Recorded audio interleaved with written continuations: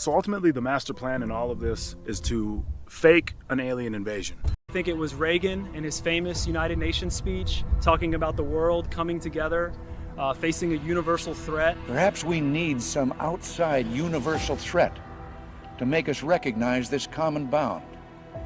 I occasionally think how quickly our differences worldwide would vanish if we were facing an alien threat from outside this world.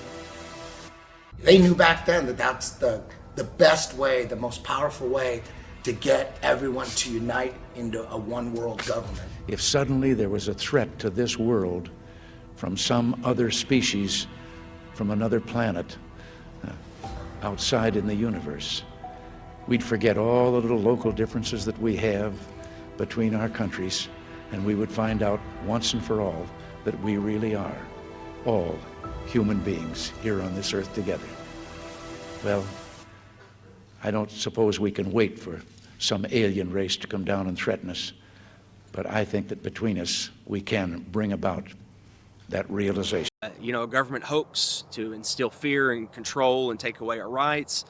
If it's Project Bluebeam, just know that these crafts are not coming from outer space in the magical vacuum of floating balls. They're coming from outer space, not upper space. They're coming from outer space. The extraterrestrials are coming from outer space. So just know they're not coming from up there. There's a firmament. They're showing you on the daily, rockets bouncing off of it like water. They're showing you on the daily. They're not coming from up there. They're coming from out there. So I've recently come across information from someone inside the military that as early as 1992, they were able to attain the ability to do holography or holograms with acoustic holograms, electromagnetic manipulation, just utilizing light, as you know, for very realistic holograms in any size or proportion that you can imagine with the entire spectrum of dimensions. So I would just encourage anyone that does begin to see this activity in the sky to always keep in mind that it could be simple hologram technology used to manipulate you emotionally to get you to be in a state of fear. Of course, we've been warning people about that for over 7-8 years, that Blue Beam was given to us as a warning via the Secretary of Von Braun that will be their last card. He would repeat to me over and over, and the last card, the last card, the last card would be the extraterrestrial threat. Well, at the time, I kind of laughed when he said asteroids, and when he said extraterrestrials, I knew I wasn't going to deal with that subject. And now we hear on the news just today, this week, that they've slid in another enemy. Only this time we're going to protect our satellites. In other words, we have to have some reason to spend these trillions, to waste these dollars on a space-based weapon system, and they're all lies. A lie. A spin. And Wernher von Braun was trying to hint that to me back in the early 70s and right up until the moment when he died in 1977. What he told me is that there's an accelerated effort in place. He didn't mention a timeline, but he said that it was going to be speeding up faster than anybody could possibly imagine, and that the last card that was being held was the extraterrestrial enemy card. The intensity with which he said that made me realize that he knew something that he was too afraid to mention. He was too afraid to talk about it. He would not tell me the details. I'm not sure that I would have absorbed them if he had told me the details or even believed him in 1974.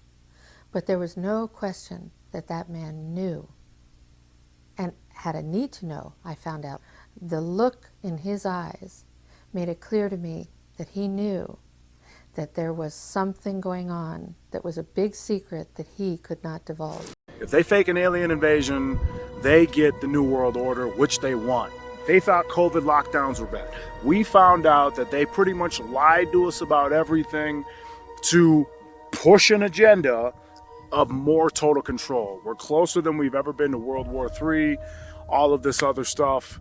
And now the only way for them to truly, in my mind, get what they want or supersede the timeline, speed up the timeline, is to fake an alien invasion. The moment they do that, everybody panics. The government has to step in as a one world government. All governments come together to fight an outer worldly threat. And then we're all in lockdown like you wouldn't believe, because we got to be aware of the alien viruses. I mean, we're already scared of the human viruses. Now we got to be scared of the alien viruses, and we're fucked. So that's, I think, the end game. And it's pretty easy to see that that's what they're gearing up for. That's why they're telling us there's a mothership in our... No, shut the f***. All go. My name is Joseph Spencer. I was known as a man in black.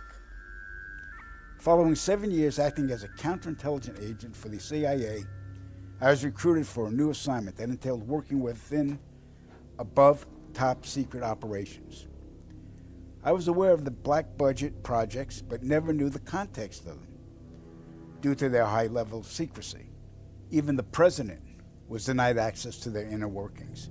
Annually, billions of dollars are poured into black projects, which operate without any supervision or intrusion. They have full autonomy. The operations deal primarily with advancing military technologies, most of which have been reverse engineered from recovered alien spacecrafts that had either crashed or were shot down by our military. The public, sadly, will never, ever have knowledge of these operations. Since the early 1950s, scientists have been developing holographic technology, and over the years improved it to a state that we can only imagine. As I stood there staring at the bomber, which looked so absolutely real and solid that I could reach up and touch it, I contemplated the possibilities. What if this projection was 1,000 feet up in the sky? How would anyone know that that was an illusion? The Phoenix Lights craft, witnessed by 10,000 people, was the first grand-scale skybeam test upon the public. It succeeded beyond expectations. In October 1938, Orson Welles unleashed his War of the Worlds radio broadcast to the American public. It was so realistically portrayed, vast portions of the population went into panic.